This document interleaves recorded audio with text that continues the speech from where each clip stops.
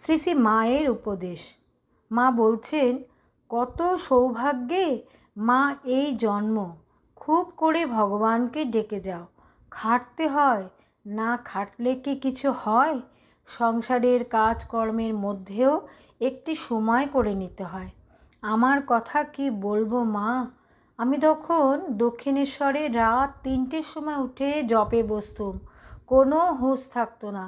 একদিন জোছনা রাতে নহবতে সিঁড়ির পাশে বসে জপ করছি, চারিদিক নিস্তব্ধ। ঠাকুর যে সেদিন কখন ঝাউতলের শৌচে গেছেন কিছুই জানতে পারিনি।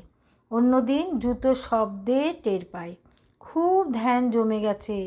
তখন আমার অন্যরকম চেহারা ছিল, গয়না পরা, লাল পেরে শাড়ি, গা থেকে আঁচল খসে বাতাসে উড়ে উড়ে পড়ছে, কোনো হুঁশ নেই।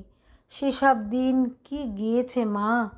জোছনা রাতে চাঁদের পানে তাকিয়ে জোর করে হাত করে বলছি, তোমার ওই জোছনার মতো আমায় অন্তর নির্মল করে দাও। জপ ধ্যান করতে করতে দেখবে ঠাকুরকে দেখে উনি কথা কবেন, মনে যে বাসনাটি হবে তক্ষুনি পূরণ করে দেবেন। কি শান্তি প্রাণে আসবে। আহা, তখন কি মনই ছিল আমার।